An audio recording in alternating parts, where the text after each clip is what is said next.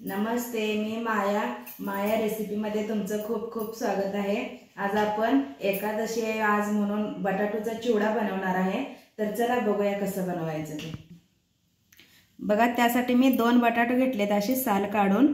आता हे बारीक तर बघा आता मी बटाटू हे बारीक किसून घेते। तर बघा बटाटू मी असे बारीक किसून घेतले ते बघा मस्त। आता पाण्यात टाकून मी धुवून घेते। तर बघा पाण्यात टाकले मी बटाटू असं स्वच्छ जरा धुवून घेऊया। 1-2 मिनिट असं पाण्यातच ठेवते मी। तर बघा बटाटा आपले 1-2 मिनिट मी पाण्यात ठेवले होते, छान असे धुतलेत बघा। आता मी साईडला काढून घेते।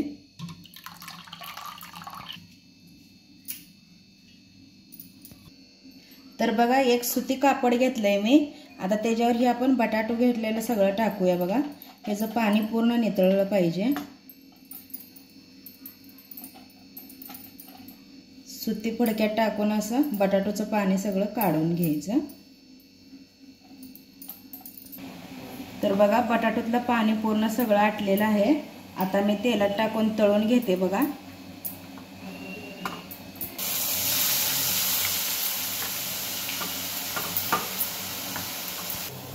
तर बघा कमी गॅस करूनच बटाटो आपलं असं भाजा चांगलं भाजतंय, नाहीतर करपेल लगेच। लाल होईपर्यंत जरा भाजूया, सारखं हलवायचं नाही बघा ह्याला।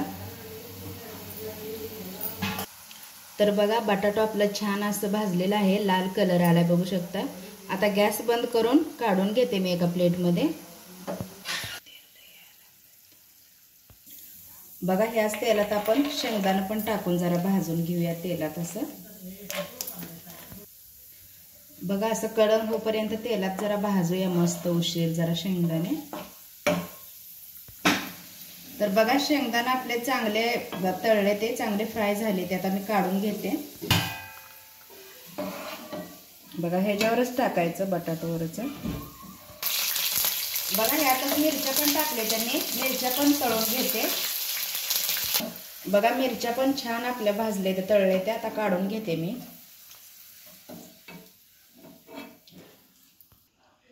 आता ह्याच्यावर टाकूया बघा चवीप्रमाणे मीठ। तर बघा आपला आज बटाटूचा चिवडा बनवून तयार आहे मस्त। बघा 5 मिनिटात असा झटपट तयार होतोय। तुम्ही पण उपवास आहे आज, करून बघा नक्की अशी रेसिपी। कशी वाटली मला कमेंटमध्ये नक्की सांगा। आज बघा मी शाबू बनवणार आहे। आज आषाढी एकादश आहे त्यामुळे सगळ्यांचा उपवास आहे बघा। तर मी आज बनवते आज शाबू। बघा त्यासाठी मी हिरव्या मिरच्या कापून घेतले तेवढ्या, आणि बघा बटाटू पण घेतले ते असे स्वच्छ धुवून घेतले, साल काढून बारीक कापून। तर बघा त्यासाठी मी शेंगदाणे पण घेतले ते असं भाजून, आता मी मिक्सरला लावून बारीक करून घेते। तर बघा आता मी शाबू बनवून दाखवते। पूर्ण व्हिडिओ नाही दाखवत मी तुम्हाला, कारण पहिला मी तुमच्याबरोबर शेअर केलाय हा व्हिडिओ शाबू बनवलेला। नक्की बघा आणि कमेंटमध्ये मला नक्की सांगा। तर आता मी बनवल्यानंतर तुम्हाला दाखवते, थोड्याच वेळात भेटूया। अरे माऊली, तर बघा आज आपण विठ्ठलाचं आषाढी एकादश आहे त्यामुळे आज आरती करणार आहे। तर बघा मस्त झालाय, आरतीचं ताट पण तयार केलंय, देवाला नैवेद्य पण बनवलाय बघा मस्त असं शाबू हे फराळीचं 5 प्रकारचं शाब घेतलंय उपवासाचं। तर बघा आता मी आरती करून घेते। बोला पुंडलिक वरदे हरी विठ्ठल श्री ज्ञानदेव तुकाराम पंढरीनाथ महाराज की जय, महाराज की जय, श्री संत ज्ञानेश्वर महाराज की जय। आज आषाढी एकादशी असल्यामुळे आमच्या घरात फराळीचा बेत केलेला आहे, आणि बघा सगळ्या छोट्या मोठ्याने सगळ्यांनी उपवास धरलेला आहे। रामकृष्ण हरी। या सगळेजण फराळ करायला।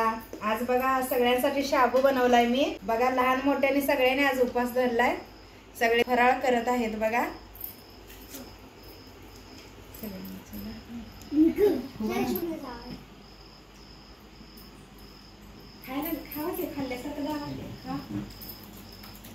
या फराळ कराय म्हणा सगळे फराळ कराया।